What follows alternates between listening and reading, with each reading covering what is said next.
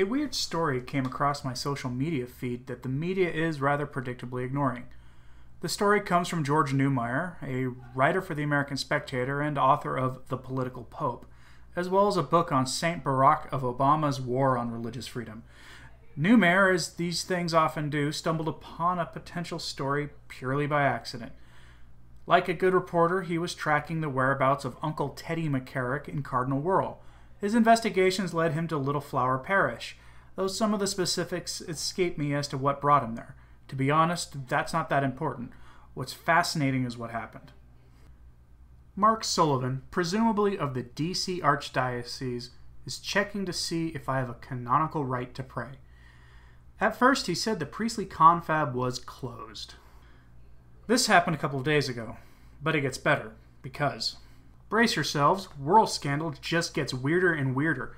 I have just discovered that the Mark Sullivan to whom I refer in this tweet was director of the Secret Service under Obama. He left that position after his agents got in trouble for using prostitutes in Latin America. Now later he tweeted, "Hello anyone out there, is anybody in the establishment media, Catholic/secular, going to report that Wuerl is using Obama's tarnished Secret Service director Mark Sullivan as his Secret Service? If you don't think that this is newsworthy, you should get out of the business." And he's absolutely right. And here's the video of his interaction with Mark Sullivan. Brace yourself, George has got some swanky shoes. Because that's what the pastor wants here. I think we have a canonical right to go to the church, Catholic Church, and pray. I'll ask them, but I think that they have the church closed right now. If you want to wait here, I'll double check. But they say, yeah. And what's your name? George Neumeier. Okay. You Evan McGuire. And your name, sir? Yeah, my name is Mark. Mark Sullivan. Yeah. Now you might be thinking, so what? Well, let's look at who Mark Sullivan is. Sullivan was the director of the Secret Service under Saint Barack of Obama until 2013, when he resigned after several of his agents had been caught using the services of prostitutes in South America. 12 of his agents specifically, and all at the same time. Charming, right? The media didn't report on that widely at the time because Saint Obama got a pass on a lot of things. But I digress. Diocesan employment records are generally kept private, so we don't know when he was hired, but Sullivan got a job as Cardinal Wuerl's bodyguard. Interesting, isn't that? Why would the former director of the Secret Service under a profoundly anti-Catholic American president suddenly go to work for a Cardinal of the Catholic Church in the United States? It doesn't make much sense because, frankly, if you want to make money as a former Secret Service director, there are plenty of private contractors who would happily pay you boatloads of money to work for them. Maybe the guy is Catholic and wanted to help the church. The thing in this that I am reminded of are the Podesta emails. Do you remember those? When President Trump or some of his more idolatrous supporters bring up Hillary's emails, that's what I'm referring to. We're talking about the WikiLeaks email batch that might have actually helped turn the election against the devil herself. In those emails, her campaign advisor and spirit cooking enthusiast, John Podesta, openly talks about wanting to kick off a Catholic Spring. In case you've forgotten, that's a direct reference to the Arab Spring that led to the brutal murder and overthrowing of secular Middle Eastern governments across the region, and in the installation of religious dictatorships.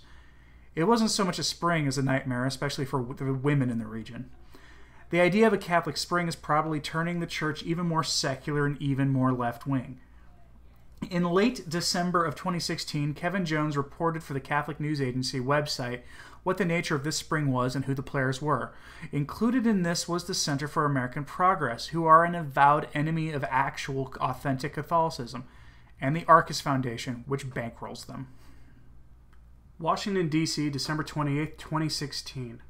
A reputed Catholic Spring surfaced in the news this fall after hacked emails from John Podesta, Hillary Clinton's campaign manager, indicated plans for an effort to sow revolution within the church. But grants to the think tank Podesta founded also suggest links to other efforts targeting religion. The Center for American Progress appears to be part of an influence network that advocates restrictions on religious freedom while promoting dissent within Christianity on sexual morality, especially LGBT issues. Podesta co-founded the Center for American Progress in 2003 after serving as White House Chief of Staff in President Bill Clinton's final term. He served as the center's CEO until 2011. He became a special advisor to President Barack Obama in 2013 and joined the Hillary Clinton campaign in early 2015. 2 six-figure grants to the think tank from the Arcus Foundation seem to place it within a multi-million-dollar campaign targeting religious freedom protections that conflict with LGBT political issues and the provision of abortion and contraception. The Arcus Foundation in 2013 gave $400,000 to the Center for American Progress's Faith and Progressive Policy Initiative in order to articulate and disseminate a socially progressive framework of religious liberty. A $250,000 Arcus grant in 2016 backed the center's Reclaiming Religious Liberty as a progressive value project to promote religious liberty as a core progressive American value that includes LGBT equality and women's reproductive health and rights, grant listings on the Foundation website say. On the Center for American Progress website, the Faith and Progressive Policy Initiative described religious liberty as a core American value, but it added caveats. Among these caveats are traditional morality about sexuality, abortion, and the like, but especially the teachings condemning the San Francisco lifestyle. The article goes on to report how Arcus was behind the schism in the Anglican Episcopalian Church around 2013 over human sexuality. Podesta and Arcus are closely linked to dissident quasi-Catholic groups like Catholics United and Catholics in Alliance for the Common Good, which promote gender ideology and revolution in the church. Arcus tried to use these groups to influence the Synod on the Family. They are often found working for the same demonic causes as George Soros's organizations, and may in fact be funded by Soros's Open Society Foundation. So why is Mark Sullivan working for Cardinal Wuerl? It is odd that an Obama administration official is now working for a prince of the church now embroiled in a controversy over the sheltering of San Francisco lifestyle bishops and priests. Unfortunately, a lot of what I am presenting here is conjecture. Someone with more resources to investigate the ties between Cardinal Wuerl and the Obama administration, or George Soros or Podesta, or all the above, should certainly do so. In the end, I'm just a 2-bit guy with a computer and a YouTube channel. And if you're not following George Newmayer on Twitter, you probably should do so. Thanks for listening. If you liked this video, please consider subscribing and sharing this video on your social media. You can find me on various social media with links in the description. Viva Cristo Rey.